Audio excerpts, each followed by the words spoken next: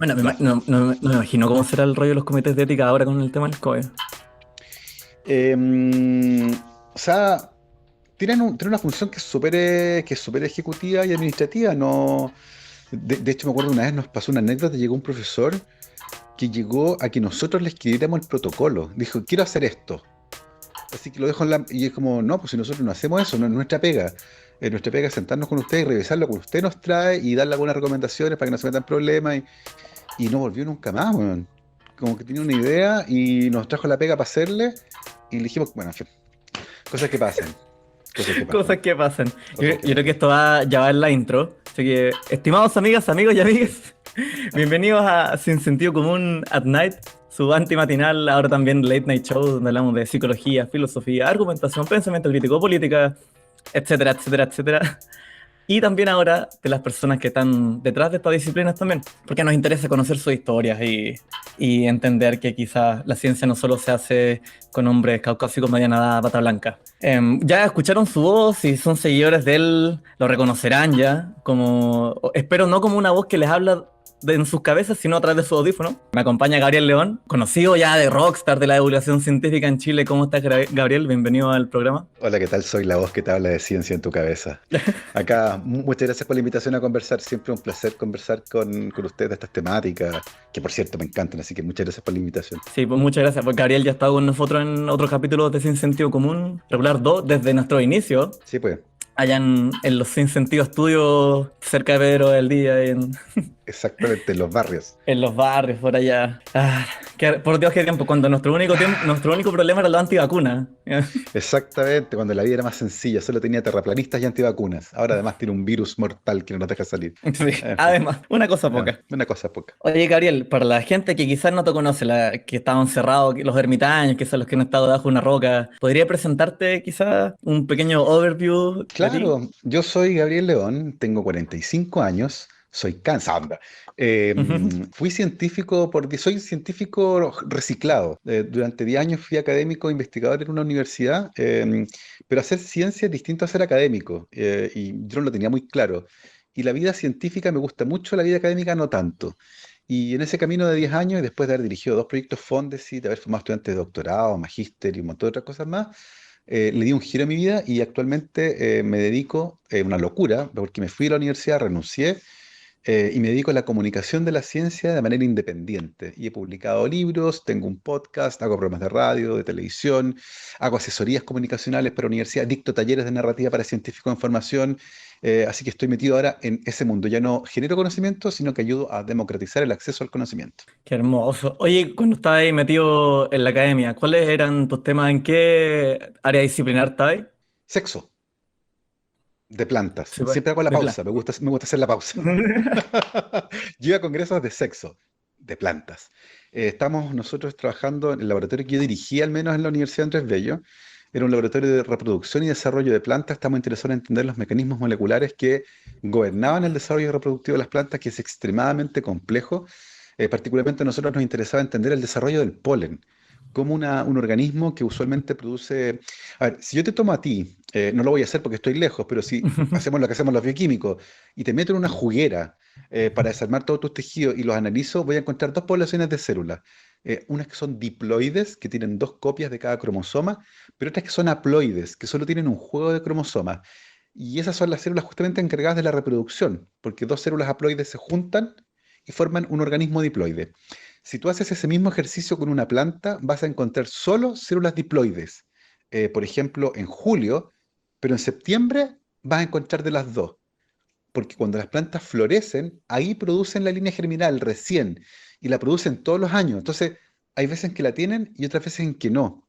Entonces, a diferencia de los humanos, donde vienen de un grupo de células que durante el desarrollo embrionario temprano se separaron para especializarse, las plantas son tan bacanas que las pueden formar a cada rato. Y ese mecanismo todavía no se entiende del todo cómo funciona. Y nosotros queremos entender eso. ¿Cómo es posible que esta planta especialice su genoma para fabricar esta célula tan particular que es el polen? Y por otro lado, nos interesaba entender cómo las plantas saben que hay que florecer. ¿Cómo saben que llegó la primavera? Porque uno sale en primavera y todas florecieron al mismo tiempo. Se mandan un WhatsApp, tienen un grupo de WhatsApp, así como árboles florecer ya. ¿Qué señales ambientales toman e integran y cómo las integran para producir esta respuesta?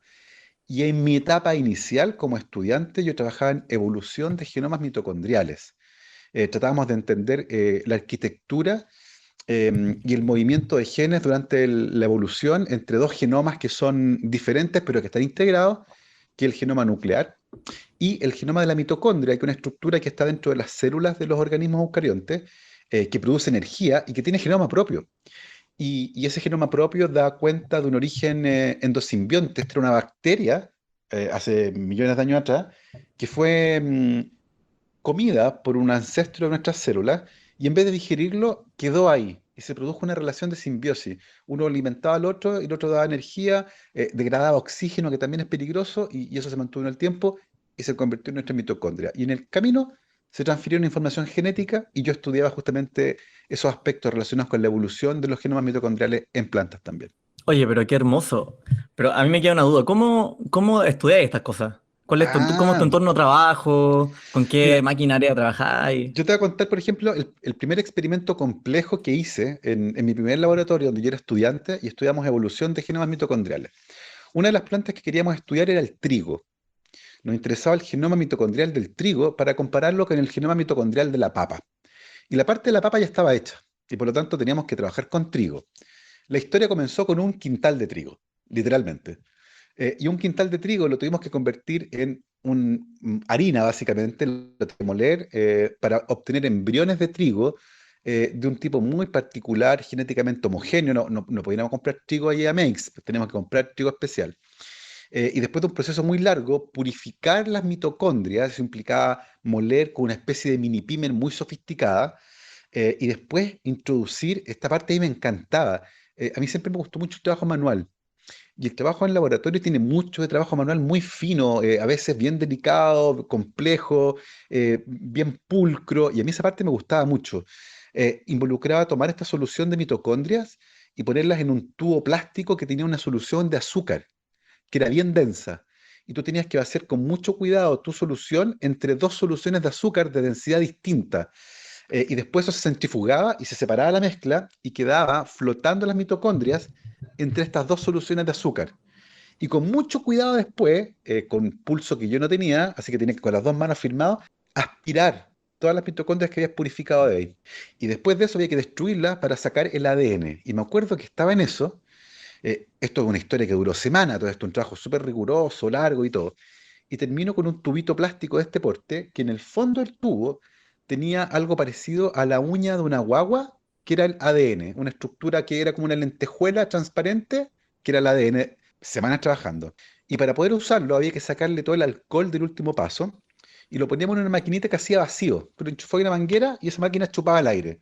Y me vaya a creer que la pasé a llevar con el codo, saltó la manguera, se desarmó el sistema, salió todo volando, 11 de la noche en el laboratorio, solo, y se cae el tubo abierto al suelo. Semanas de trabajo. No. Y yo así, no, no, no, no, no. Onda, me puse guante y en cuatro patas por el suelo buscando esa lentejita transparente de ADN.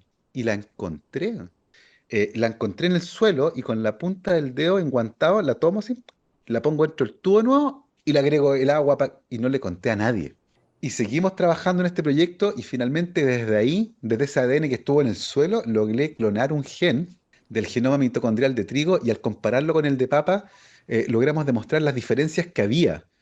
Y de hecho, recuerdo que ese fue el segundo ejemplo en el mundo de un gen que estaba activo al mismo tiempo en la mitocondria y en el núcleo.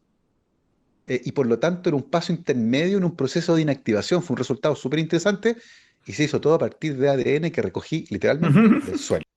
Maravilloso, maravilloso. Cada tenía una tierrita ahí.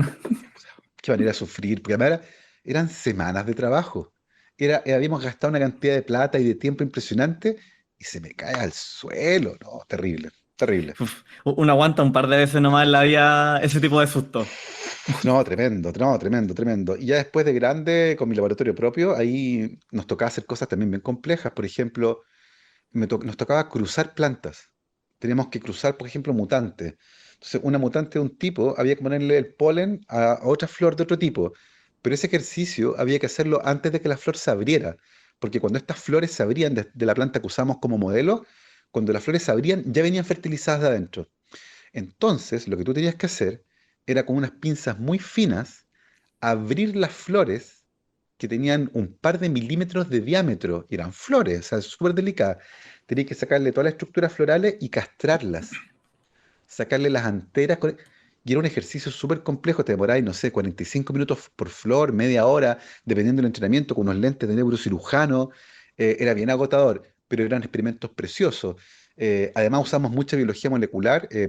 Por ejemplo, marcábamos proteínas con proteínas fluorescentes, proteínas endógenas con un marcador fluorescente, y después veíamos eso en el microscopio confocal, que es un microscopio carísimo, bello, que a mí me encantaba pasar tiempo ahí, y podíamos ver literalmente cómo las proteínas se movían dentro de las células, que es una de las cosas más fantásticas que uno puede hacer en el laboratorio.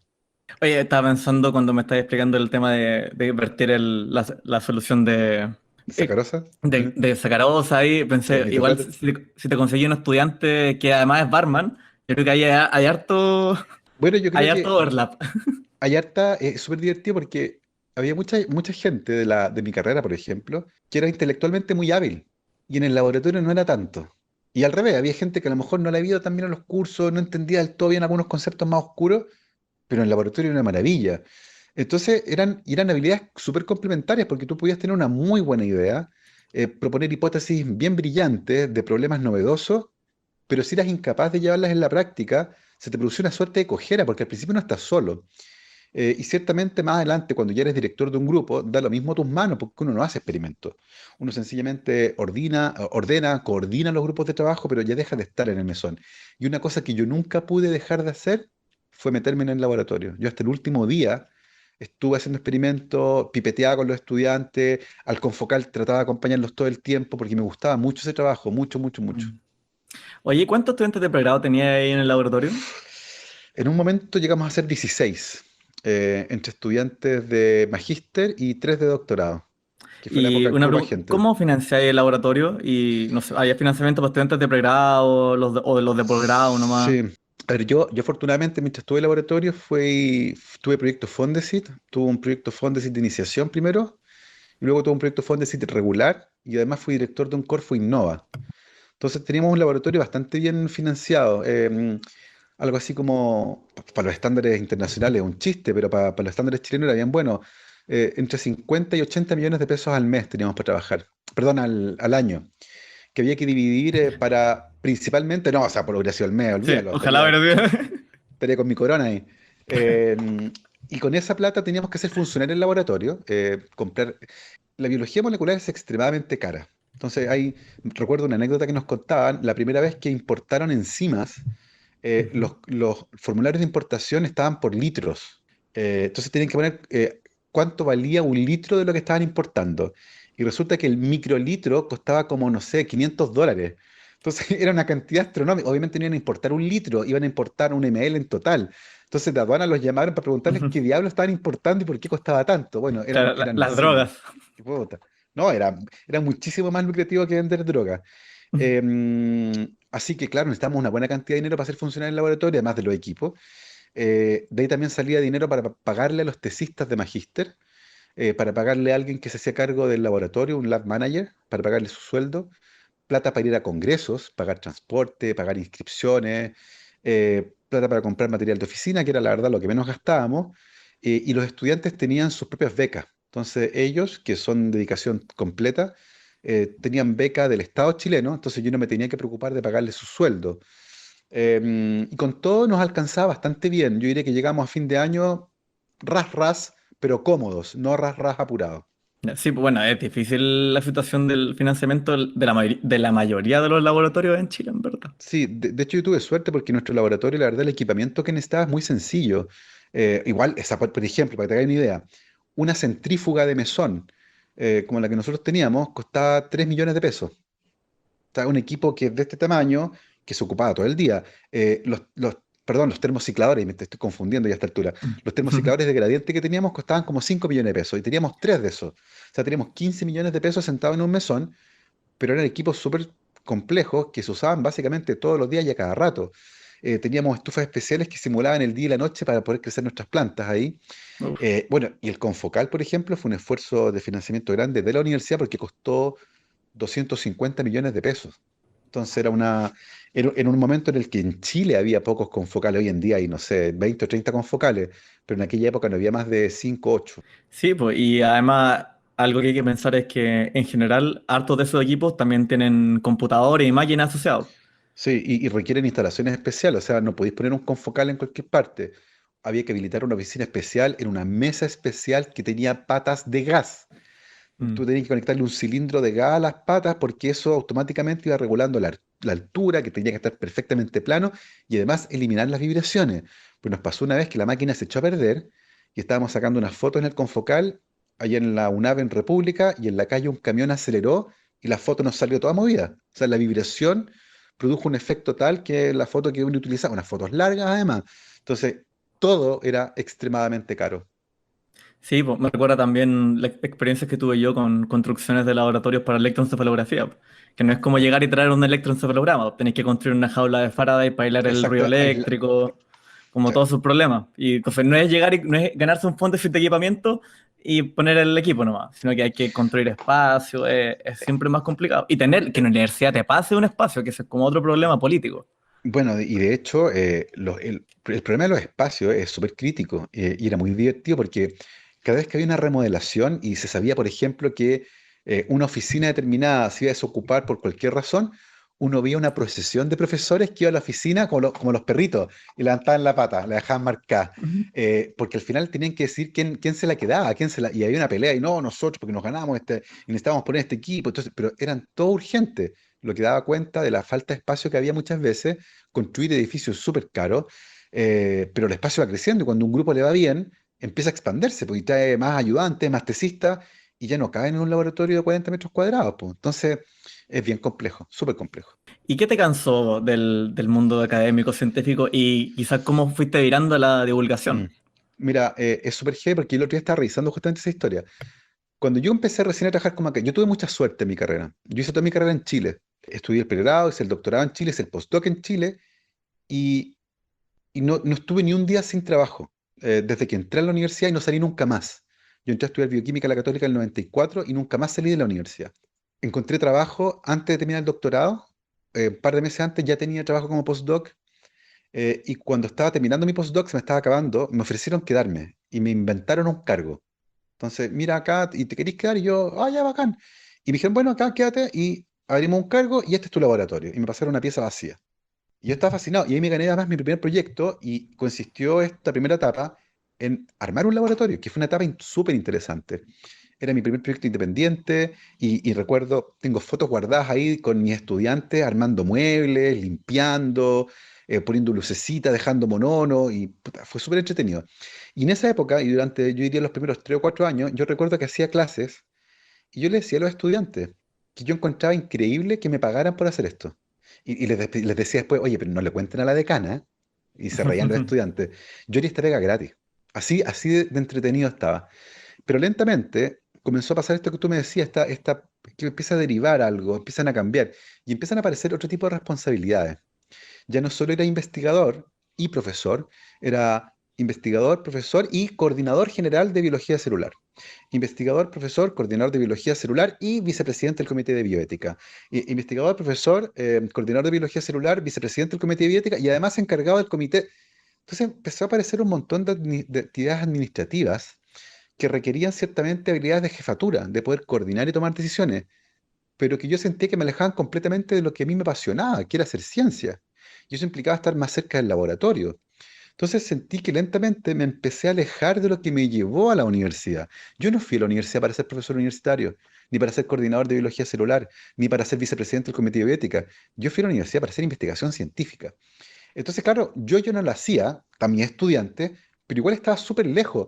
Y llegó un momento, y me di cuenta, en el que este chiste que yo decía de que encontraba que lo haría gratis, dejé de hacerlo. Entonces ahí me di cuenta que en realidad ya no estaba tan cómodo y en un momento ya no estaba feliz. Me empezaron a molestar muchísimas cosas de la vida académica, a molestar.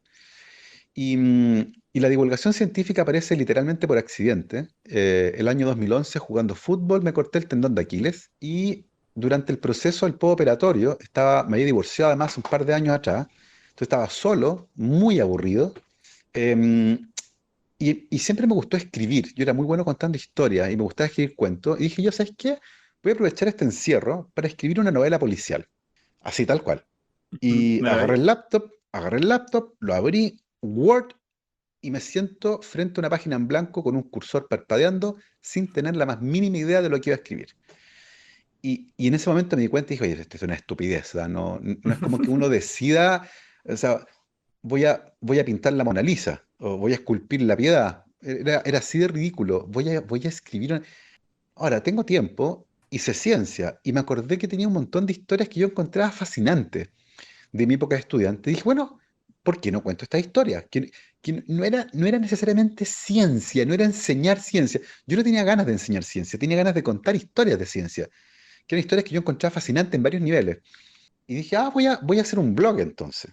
Y busqué en Google cómo hacer un blog, encontré una página para hacer blogs y dije, voy a hacer blogs. Y empecé a escribir.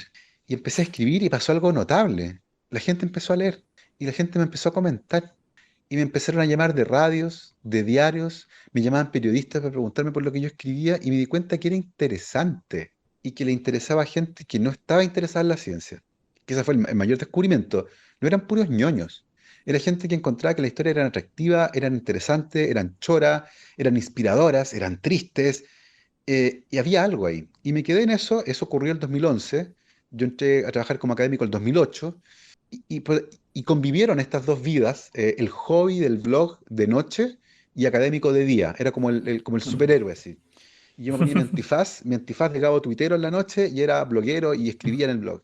Pero llegó un momento en el que la vida del superhéroe comenzó a invadir la vida del académico. Y comencé a trabajar en el blog en mi oficina en la universidad. Comencé a abandonar, por ejemplo, la escritura de un paper cuando alguien me mandó una información que era tan atractiva que no pude dejar de leer esa información que no me servía para el trabajo, era para el blog. Entonces, de a poco, como que esta segunda vida empezó a invadir a la primera y la empezó a desplazar, al punto en que me empecé a ser conocido en la universidad como el gabo tuitero que hacía divulgación científica. Y lo interesante que ocurrió ahí es que en la universidad había un centro para la comunicación de la ciencia y nuestra directora, Natalia Mackenzie, renunció para irse a Explora en CONICET y el puesto quedó vacante. Entonces, entre traer a alguien de afuera y poner a alguien de la universidad en el cargo, se les ocurrió al vicerrector de investigación, que además había sido mi jefe del postdoc, que yo tenía el perfil para ese cargo. Y me dijo, ¿sabes qué? ¿Por qué no intentas esto mitad y mota? Mitad laboratorio, porque ya se notaba un poco que esta cosa a mí en la academia me estaba mm, choreando. Y yo dije, bueno, y durante un año fui director del Centro para la Comunicación de la Ciencia, director de este laboratorio, y al cabo de ese año dije, no, yo cierro el laboratorio, me encanta la ciencia, pero esta vida me gusta más, así que me cambio.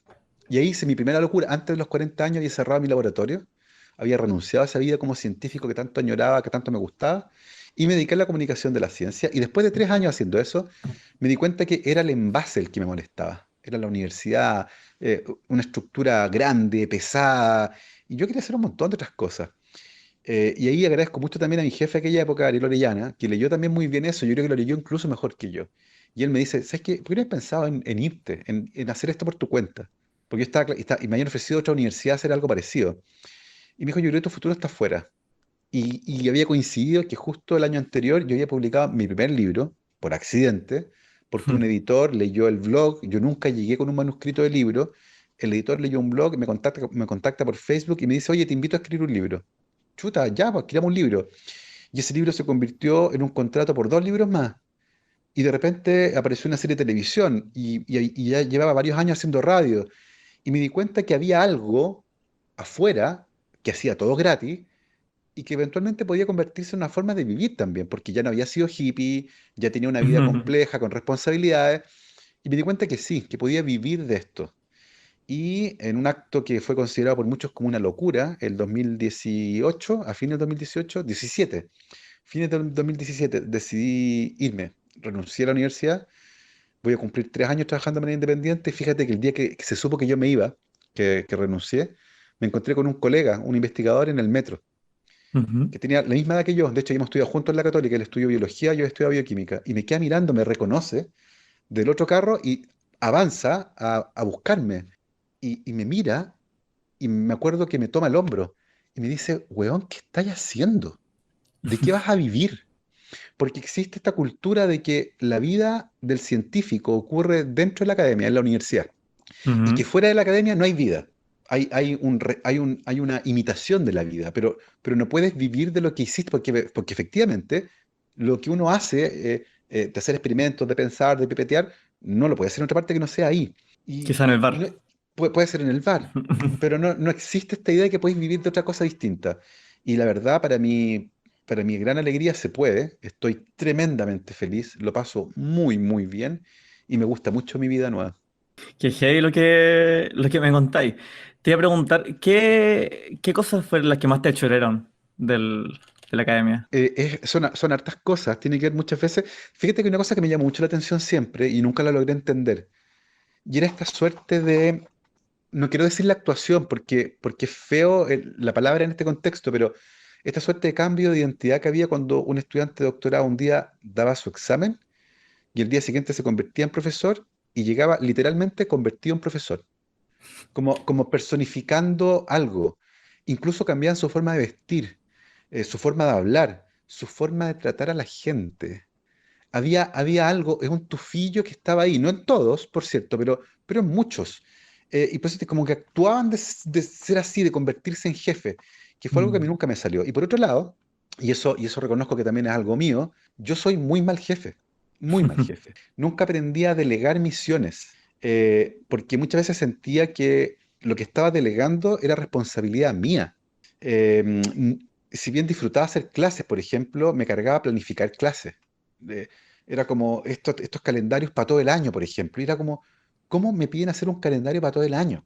Si ni siquiera sé lo que voy a hacer mañana. Hay un programa de estudio, por supuesto que un programa de estudio y lo vamos a cumplir, pero no sé si va a ser así tan rígido siempre. Y claro, una universidad gigantesca, súper compleja, entonces era todo con planilla Excel. Estaba en estas reuniones que lamentablemente muchas veces no llegaban a ninguna parte, discutiendo problemas que no eran problemas. Eh, Oye, ¿y tú creí que existe en realidad la posibilidad de dedicarse a la ciencia en el laboratorio como casi que exclusivamente o haciendo un poquito clases? no, Me ha parecido que es cada vez más mitológica esta idea de que uno puede estar en el no. laboratorio nomás sin hacer como esta política dentro de las No, instituciones. en Chile no. Pero en Estados Unidos y en otras partes sí. De hecho, hace un tiempo atrás me junté con alguien que conocí en el doctorado. Nos juntamos con mi ex jefe, con otro compañero, y él es researcher en el fondo en San Diego. Él no es jefe, pero es independiente, es como un postdoc con un poco de poder y tiene un presupuesto asignado y él lo único que hace es investigación, ni siquiera hace clases. Y así tiene su propio proyecto y tiene su propia investigación, pero no tiene responsabilidad administrativa, entonces no es académico, no tiene tenure track, no tiene todas esas cosas, pero a él le gusta la investigación.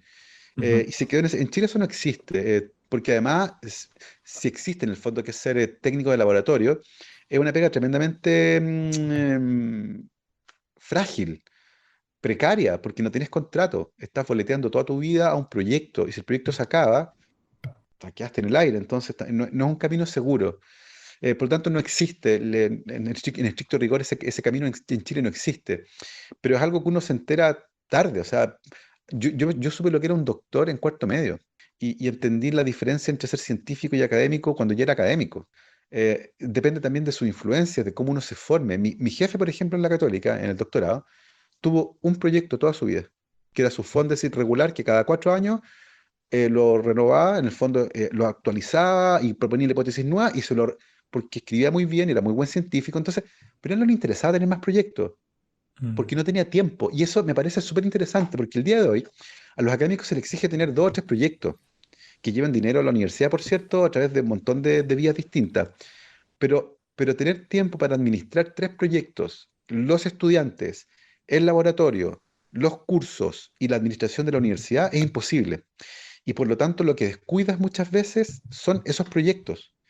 Y creo que es un gran problema, porque diluye los esfuerzos.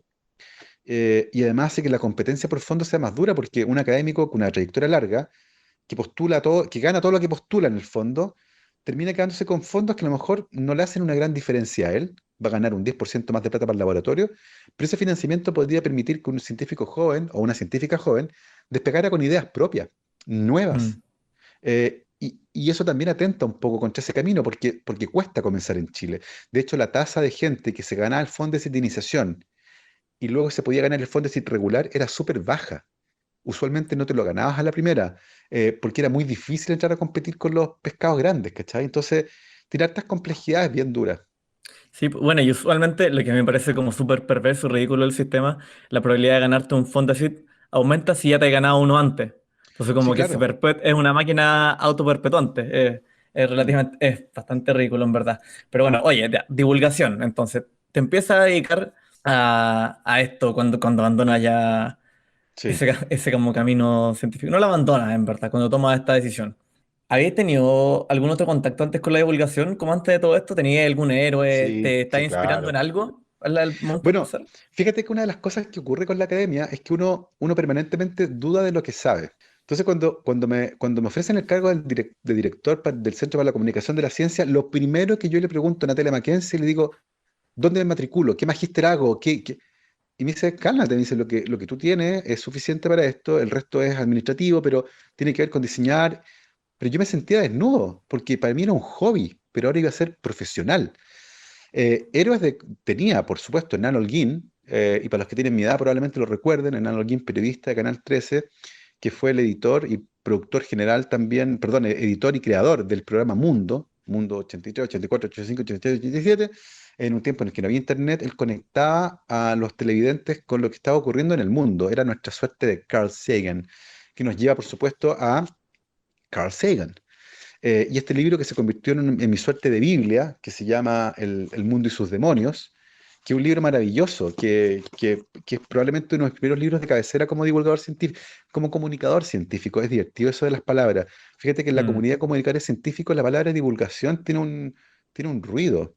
Y de hecho hay gente que le gusta que no se use, porque sienten que es despectivo por el origen de la palabra, el origen etimológico, que de hablarle al vulgo. Pero a mí no me gusta por otra razón, y es porque se asocia con el modelo más antiguo de comunicación científica, que es el modelo de déficit, donde tú eres el profesor de la gente y le vienes a transmitir tu conocimiento, súper vertical. Y a mí me gusta en realidad algo que es más horizontal y que se ajusta más a la definición de comunicación, que es bidireccional y donde se establecen discusiones y diálogos. Y por eso me gusta más el modelo de comunicación científica. Em, em, y por ahí comencé un poco a ver modelos. Estudié narrativa, hice un taller de narrativa online que da Pixar a los científicos de California y fue una maravilla. Leí libros sobre narrativa, sobre comunicación científica, leí artículos sobre comunicación científica y me empecé a especializar también porque me empezaron a invitar a congresos científicos, pero para hablar de temáticas de comunicación científica. Entonces, por ejemplo, recuerdo que la Sociedad Chilena de Infectología me invitó a hablar de antivacuna. Entonces era una mirada desde el punto de vista científico del movimiento antivacuna. Entonces no era una cuestión del blog, era mucho más técnico. Y me empecé a especializar en esa área. Me especialicé en controversias científicas, lentamente, en temáticas como, por ejemplo, el uso transgénico en agricultura o las vacunas. Em, pero es un camino que me gustaría completar y de hecho lo conversamos en algún momento. Siento que el estudio de cómo se generan las creencias y cómo se toman decisiones me parece fascinante y es un campo de la psicología que me encantaría explorar de manera académica y en serio. Y he buscado programas de doctorado en Chile y eventualmente gente que está haciendo investigación en esa área porque creo que es un área tremendamente potente. Así que, claro, abandoné una cosa y me fui especializando en otra y eso implicó un compromiso de hacerlo bien, po. Que no fuera un hobby, de profesionalizarlo, de darle sustancia, porque permanentemente tengo esta idea de que yo no tengo un título en comunicación científica, no soy ujú. comunicador, no estudié ni periodismo, pero soy científico que comunica. Y esa suerte de, yo lo llamo intuición narrativa, de poder contar historias que conecten con las personas, me ha servido muchísimo. Y esa estructura, ese andamio que había, le he puesto harto concreto con teoría, con libros, con cursos, tratando de parar algo que sea sólido y se pueda sostener. Sí. Oye, ¿y qué es para ti la comunicación científica? Antes de empezar a hablar, conversamos un Sí, poquito acerca de cómo esta dicotomía entre entregar mm, contenido solamente o entregar claro. una forma de pensar científica. ¿Cómo lo Yo creo ves que, tú eso? yo creo que es fundamental, de hecho ahí las dos palabras, ¿cierto? Es como de perogrullo, comunicación y científica, porque comunicación, pero justamente, y creo que más fundamental ahí es lo que tiene que ver con la ciencia y lo que entendemos como ciencia. Eh, hace unos años atrás, para la última elección, CNN organizó un debate presidencial de ciencia y tecnología. Asistieron todos los candidatos, menos el que ganó. ¿Ya? Y en el discurso de todos los candidatos, de todos, no se salvó ni uno, resultaba patente el que no entendían el concepto de ciencia. Y es algo que es bien común. Confundían a la ciencia con los productos de la ciencia. Confundían a la ciencia con las patentes, con las curas de enfermedades, con un dron, con la tecnología, con todo lo que hay al final del camino científico. Y me pareció que era un fenómeno súper interesante porque es bien transversal. Eh, y creo, tengo la sensación, y eso se ha discutido también en el mundo de los comunicadores, que muy probablemente esta idea tiene que ver con la forma más usual que tienen las personas de interactuar con la ciencia, que es a través de las noticias científicas. Y las noticias científicas son fantásticas porque nos muestran justamente a la ciencia, pero usualmente nos muestran los productos de la ciencia. Entonces, el titular y la historia dan a entender un proceso que es extremadamente lineal, directo, casi sin dificultades. Y por lo tanto, y además se construye un lenguaje que apunta a que la ciencia es la verdad.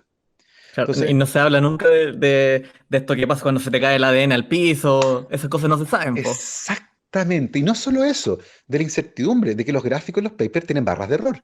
Y que la ciencia no es la verdad, pues al final es eso que está, de hecho, en este libro. Mm.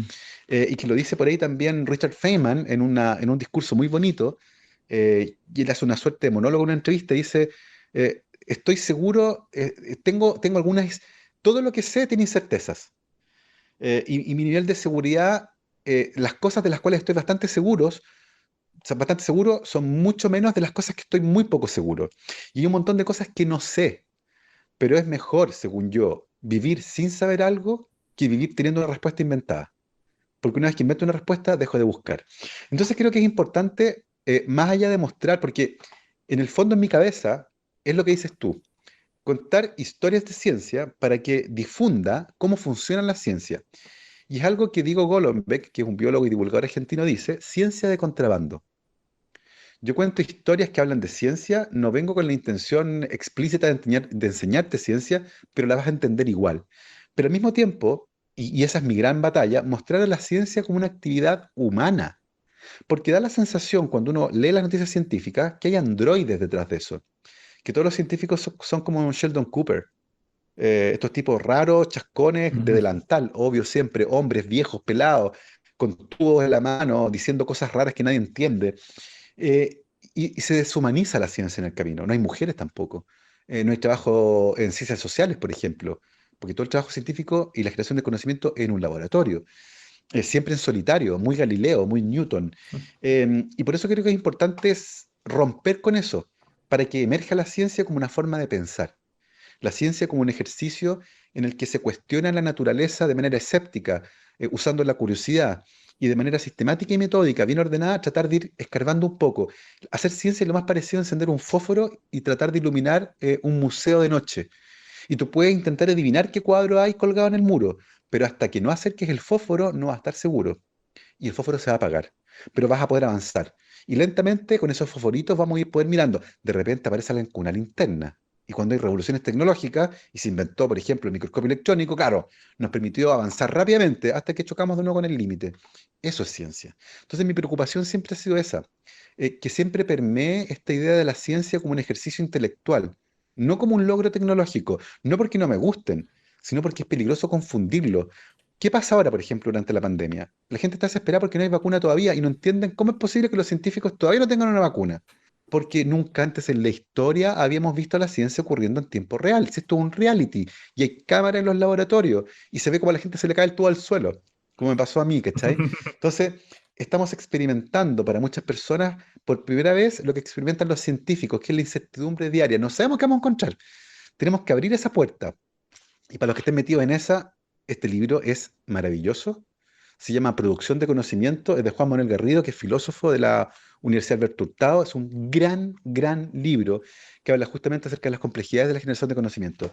Así que esa es mi preocupación y eso es lo que trato de hacer yo cuando comunico ciencia. No contar sencillamente lo que se consiguió, sino que cómo se consiguió, a veces con trampa, a veces con suerte, a veces con brillantez y a veces con momentos sumamente oscuros. Oye, qué pequeño es el mundo, ¿ah? Yo, mis primeras clases de en filosofía de la biología las tuve con Juan Manuel, allá en la UDP. Para que vea usted. Qué pequeño el mundo es.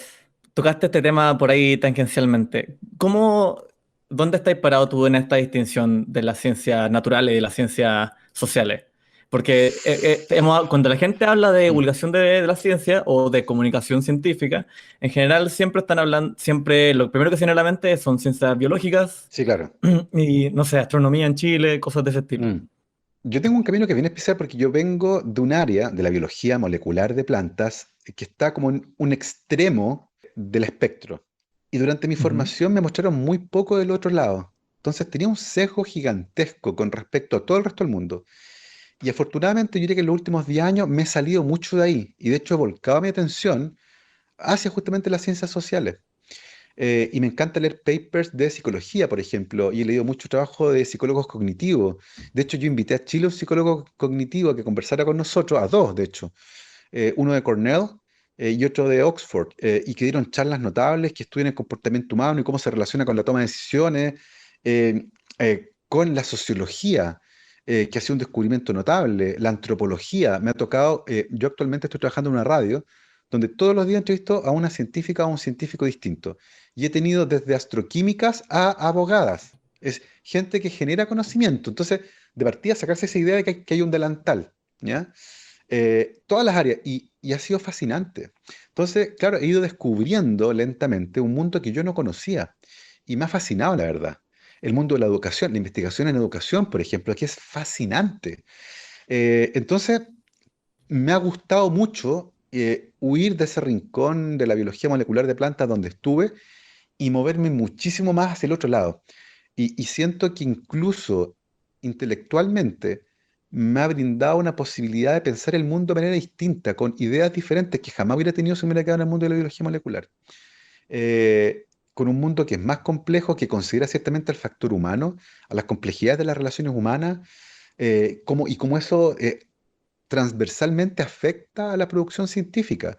Por un lado, porque es producida por seres humanos y por otro lado, porque está enfocada en seres humanos. Entonces, siento que ha enriquecido mucho mi visión de la ciencia, lo que ha sido, por supuesto, un gran apoyo a mi labor nueva, porque soy comunicador de la ciencia, no comunicador de la biología molecular. Entonces, Ujú. ciertamente ha sido un tremendo apoyo ese cambio de visión. ¿Tú crees que aporta algo hacer esta distinción entre ciencia social y ciencia natural? Y quizás, y te da otra, pensando también, ¿tú crees que sería mejor quizás movernos hacia hablar de comunicación del conocimiento en vez de comunicación científica? De hecho, te lo iba a mencionar justamente porque no por nada este libro se llama Producción de Conocimiento. Porque la palabra ciencia además está vinculada mucho a lo que ocurre en un laboratorio. Y se producen sesgos, por supuesto. Y claro, me ha pasado muchas veces que entrevisto a personas que vienen del mundo de la investigación en ciencias sociales y me dicen, bueno, yo no soy científico, pero trabajo... Y es como, porque es la palabra, es como el científico es el qué. Y probablemente sea mejor entonces huir de esa palabra que no nos acomoda mucho y usar esta otra nueva, que es, no, yo produzco, pero es raro, nadie te dice, ¿y usted qué se dedica? No, yo soy productor de conocimiento. ¿En qué área? En la ciencia social. Ah, yo también, en la biología. Ah, qué interesante. Pero incluso es más, yo tenía colegas que cuando, por ejemplo, iban a un asado, típico asado del curso de los hijos, y les preguntaban a qué se dedicaban, nunca decían o daban a entender que eran científicos o investigadores. Decían que eran profesores universitarios.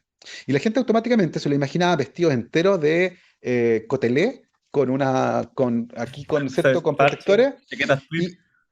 y escribiendo en una pizarra.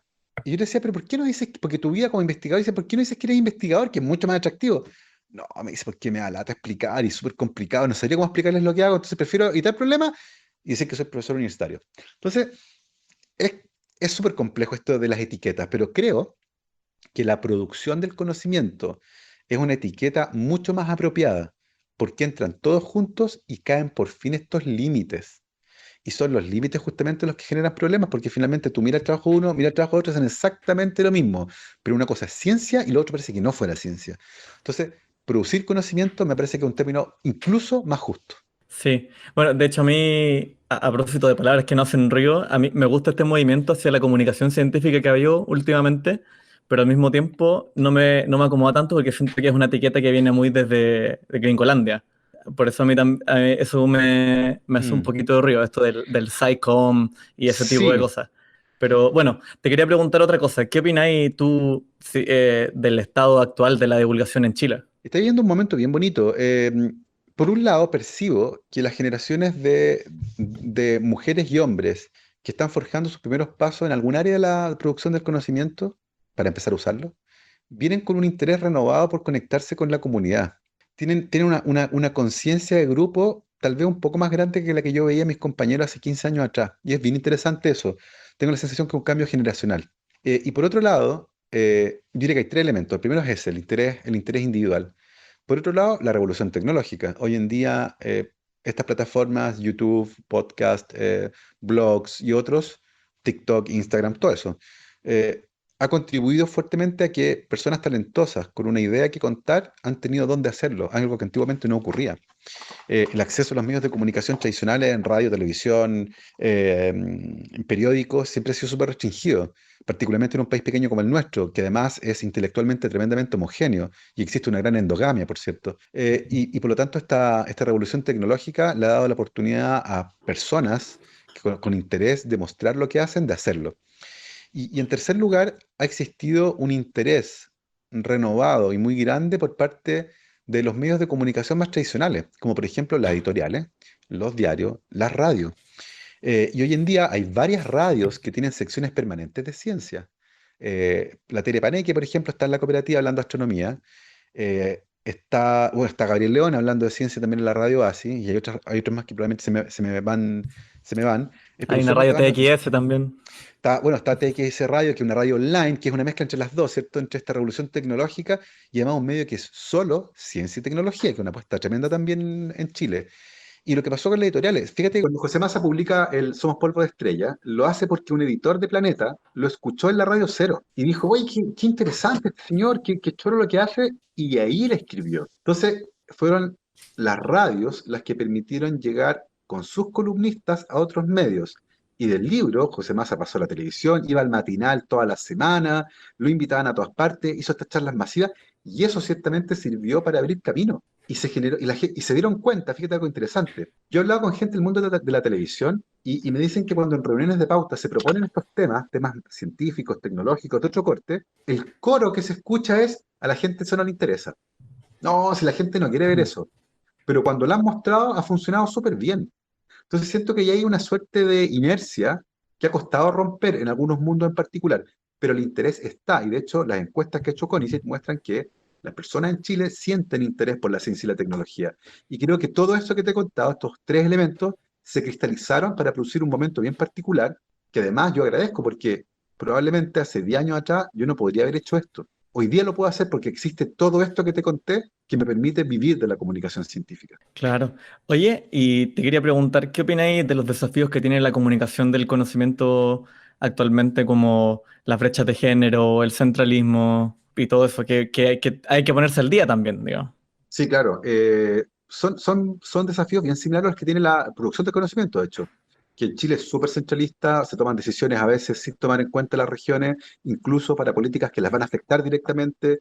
La brecha de género existe y no había una revisión profunda de las políticas científicas, ahora va a empezar, por cierto, bajo una óptica de equidad de género. Y cuando uno lo hace se lleva sorpresa, porque hay muchas políticas que uno dice: "Ay, pero esta política nunca tuvo distinción de género, siempre fue pareja". Claro, pero fue pareja pensada por hombres y por lo tanto sí tiene sesgo de género.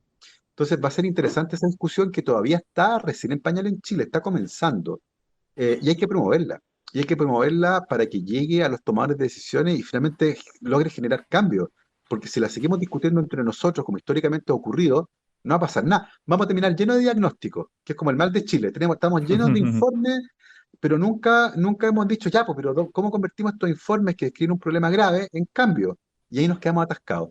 Y siento que el ímpetu que hay de la gente joven puede impulsar esos cambios.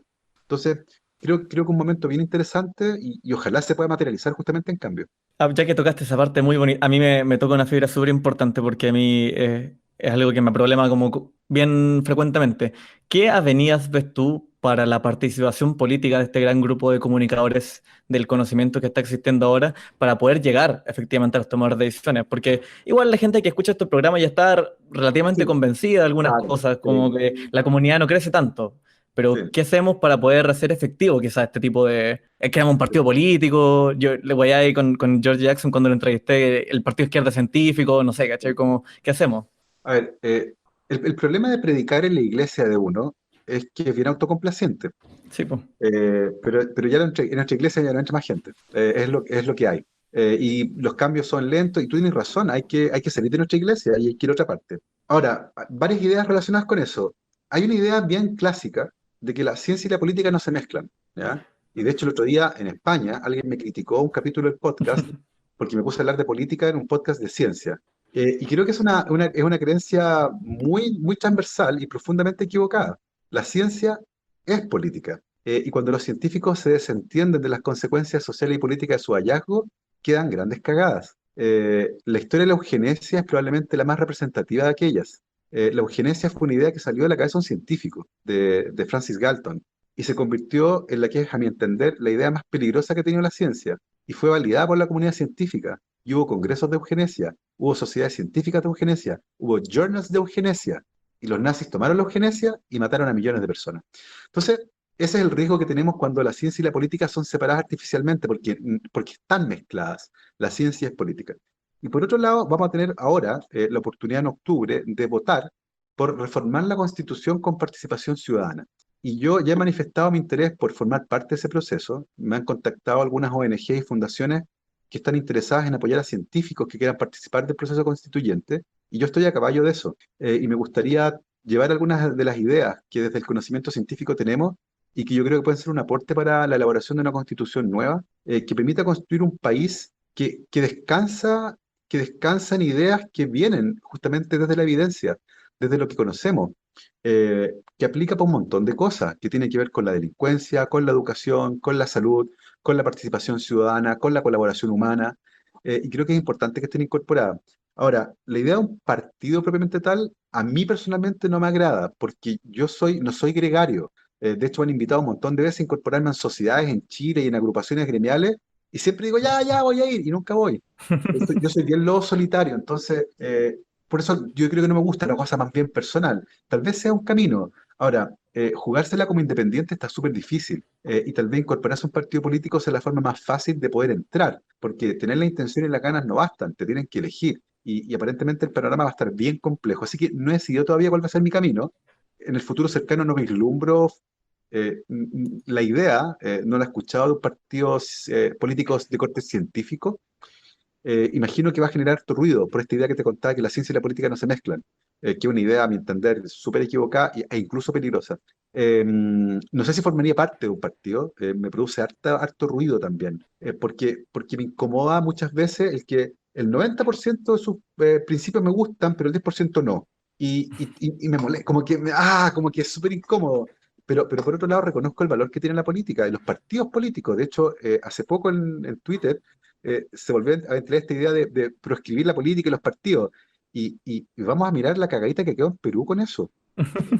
Cómo ese lugar fue inmediatamente habitado por los populistas que se tomaron el poder y que tienen al país en una bancarrota moral impresionante. El presidente ahora, que han cambiado presidente, no sé cuántos presidentes en tan poco tiempo, uno se suicidó, Alan García, eh, hay presidentes presos, Toledo está preso, PPK no terminó, que PPK se supone que era una persona de una línea eh, prístina de moral, y ahora el último presidente lo pillaron con unos videos. Entonces, men, pero sí, creo que es interesante como concepto, y es importante que nos involucremos en la vida política, porque la política es la que construye finalmente el futuro del país. La ciencia es parte de eso, pero no la construye directamente. Entonces hay que meterse ahí, donde efectivamente se están discutiendo esta idea. Sí, pues. Oye, yo creo que estamos llegando ya como hacia el final del programa. Te he quitado bastante ya de tu tiempo hoy día. Y me queda pendiente todavía el lado más personal, la parte más. Bueno, ya recorrimos la creación de tu laboratorio. Me gustaría preguntarte si un poquito, antes de que cerremos, cómo era el Gabo adolescente, quizás, para saber cómo nacen estos intereses. Mira, es bien interesante esa parte porque como me han preguntado un poco por mi pasado en las entrevistas ahora último, y, y de niño yo era un niño súper curioso, como todos los niños probablemente, y las niñas, pero en mi casa había herramientas. Mi papá es técnico electrónico, entonces en el patio, en el fondo de la casa, había un taller chiquitito, y a mí me encantaba entrar a ese taller. Había osciloscopio, me acuerdo que había después un taladro pedestal, había alicate, había un cautín, y con el cautín arreglaba cosas. con el destornillador desarmaba cosas para entender cómo funcionaba, por ejemplo, el reloj. Y lentamente ese interés por las cosas derivó al interés por los seres vivos. Me regalaron un microscopio juguete, me acuerdo, tenía 8 o 9 años y me encantó. Y me encantó el detalle, me encantó ver una pluma bajo el microscopio y ver cómo estaba hecha. Y vino la pregunta, ¿cómo diablos se las arregla a un pájaro para hacer una pluma tan compleja? ¿En qué momento? ¿Cómo la diseñó? De dónde salió? Y ese tipo de preguntas lentamente se fueron lidiando con la biología. Y me di cuenta que me atraían mucho las preguntas de la biología. Y leí también en esa época un artículo sobre ingeniería genética. Y ahí me volví loco. A mí la ingeniería genética me rayó. Fue tanto que recuerdo que en primero medio nos tocó hacer un trabajo, nos tocó presentar, que hoy día es súper común en los colegios, pero en esa época no era tan común. Tiene que dar usted una charla corta de 3 minutos sobre un tema que quiera. Y la mayoría de mis compañeros habló de fútbol o de música. Y yo hablé de ingeniería genética, porque encontré que era fascinante. Y como adolescente era bien introspectivo, era de los que salía con una taza de café al patio y me sentaba en una silla de playa que había en el patio de mi casa a mirar las estrellas y a hablar solo. Y me hacía preguntas y trataba de entender. Y ahí, por ejemplo, descubrí que no quería ser físico, porque las preguntas sobre la cosmología, por ejemplo, me causaban ansiedad cuando trataba de entender qué había antes del Big Bang, cuando antes del Big Bang no había tiempo y por lo tanto una pregunta que no tiene sentido, o qué es el infinito.